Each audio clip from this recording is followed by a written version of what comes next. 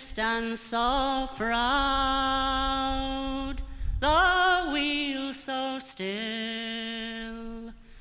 a ghost-like figure on the hill. It seems so strange, there is no sound. Now there are no men underground.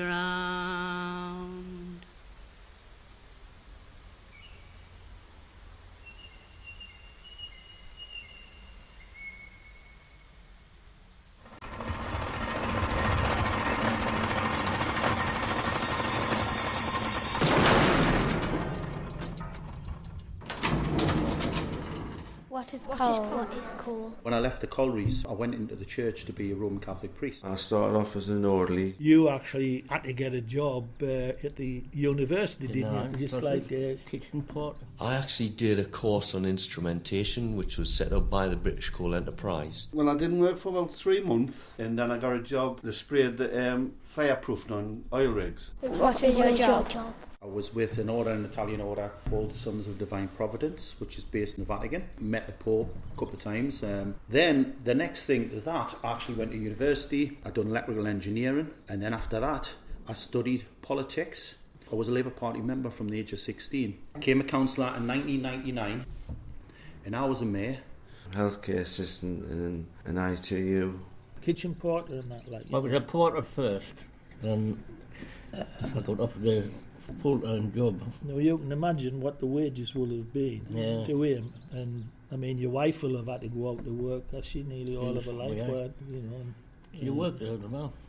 Halfway through the course, I actually was accepted for a job working in Saudi Arabia on a container terminal, where my expertise on hoist equipment, where the shafts at Westover were concerned, it meant that I could actually supervise the crane section. I'm a lecturer at Gateshead College in electrical engineering. It's something that I never thought I would end up doing, and I never thought I'd have the confidence to stand in front of a class and direct learning and such like.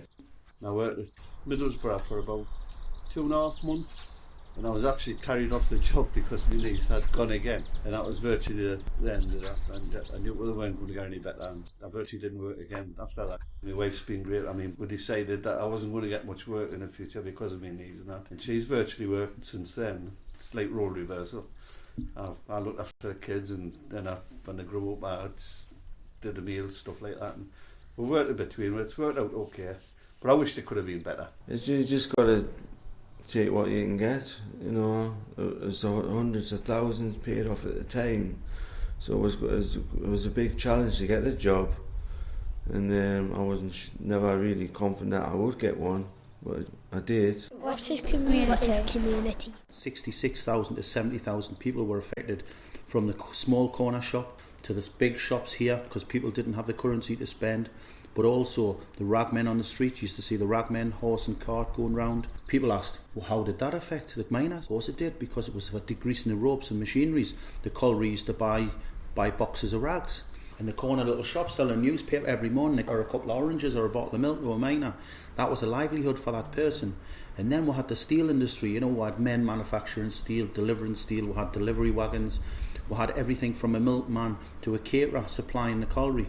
And all those people lost those jobs, and the massive effect. What is a coal mine? Will it become a sacred ground, with foreign tourists gazing around,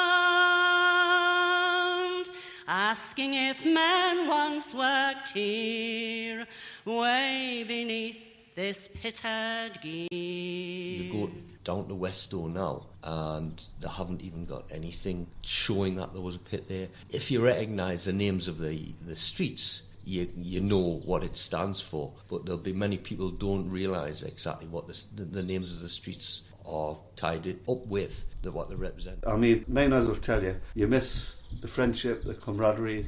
It was very primitive. It was you had your eyes open working at the pit. Obviously no toilets, things like that, which people take for granted nowadays.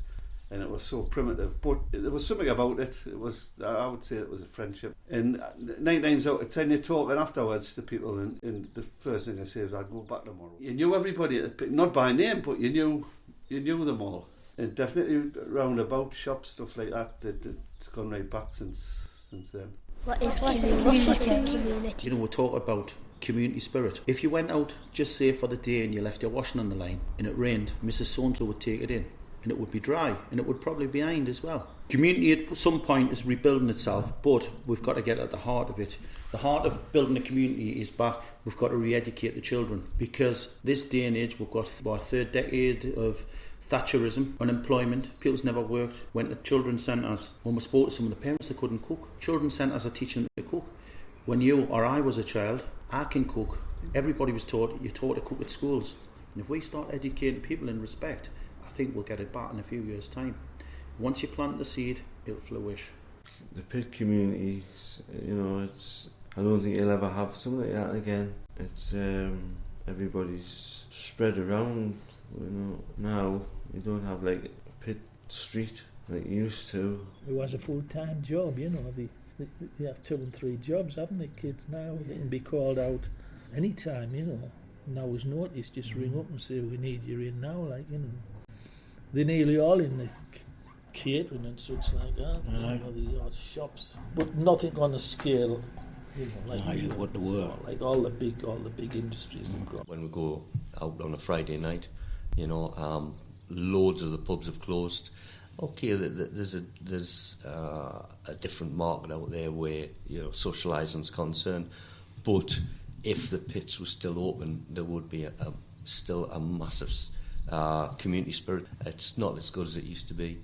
Something needs to be done to try and revive it. 6th of March this year marks the 30th anniversary of the miners' strike, which is 1 year, it's commemoration, 1 year, it's very sad. But what we've got to look to the future and look at ways we can make things better. What is coal? There'll always be a happier for those with money, jobs and power. They'll never realise the hurt they do to men they treat like dirt.